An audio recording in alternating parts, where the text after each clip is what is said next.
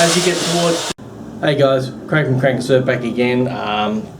Couple of questions I've been asked is how I do rail dings. Look, I find them really easy, and I'll show you the technique I use. I've just got a little bit of a rail ding here. It's not too bad, but obviously there's an indentation there. The best thing you can do, for me anyway, is just follow the rail with the tape. So don't need a long bit of tape for this one. That's about the length of the ding. What I'm going to do is basically at the bottom of the ding, I'm just going to start the tape, or just under the ding, and then come up to the rail. So pretty simple, but all I'm going to do is just in the middle here is just push my finger. I'll get a close up so you can see this, but push the tape, put your finger in the middle, push the two ends so it creates like a slight V. You don't want a big V because it just means you're going to do more sanding, so you just want a slight V. Fill it with resin, give it a sand. That's basically the process we'll use. You can colour that if you want. Older boards generally want like a cream coloured paint, but we'll give it a go and see how we go. So as I said, here we've got the ding is just here, so you can see that there. So we're going to put that up. Just going to pop my finger there and just slightly push those two ends. I'll take my finger away and there'll be just a little well where you can drop some resin down with a spoon. So I'll grab a spoon and we'll give it a go. And just going to mix up resin. That's pretty good. Now all we're really going to do is put the resin down. I just let it drip on the rail and then just run down into there until you sort of fill it up to the edge. I like to fill it up to the edge of the board, like the top of the rail. Push it down.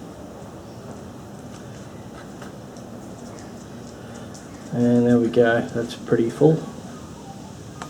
So just make sure it comes up to the top of the rail there. Which you can see the dark spot there, it does. You can always, if you're not happy, just add a little bit more in.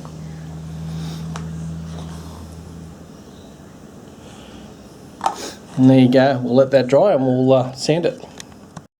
Okay, so I've got the resin in there. What we're going to do is just peel the tape off, have a bit of a look at it and go, yeah, happy with that. Just going to sand that off till it's flat against the rail and it's pretty well done. There's not too much to it. Look, if the ding is right through the rail, you can mix up some Q-cell and put it in.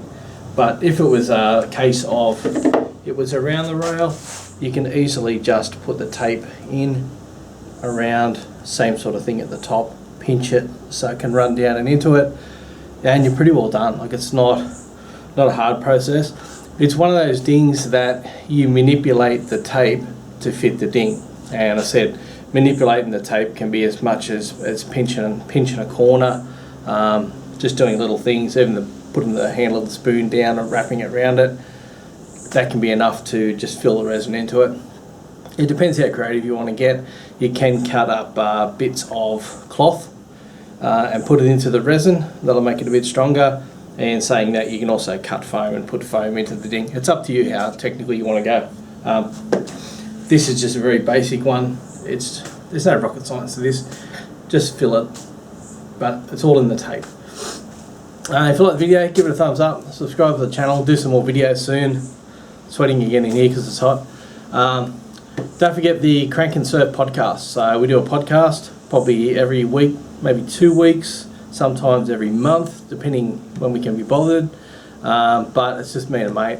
We sit and talk shit for an hour, and that's basically our podcast. So we just talk about different topics in surfing. So yeah, hope you got something out of it. Any questions, throw them below and I'll answer them. Cheers, bye.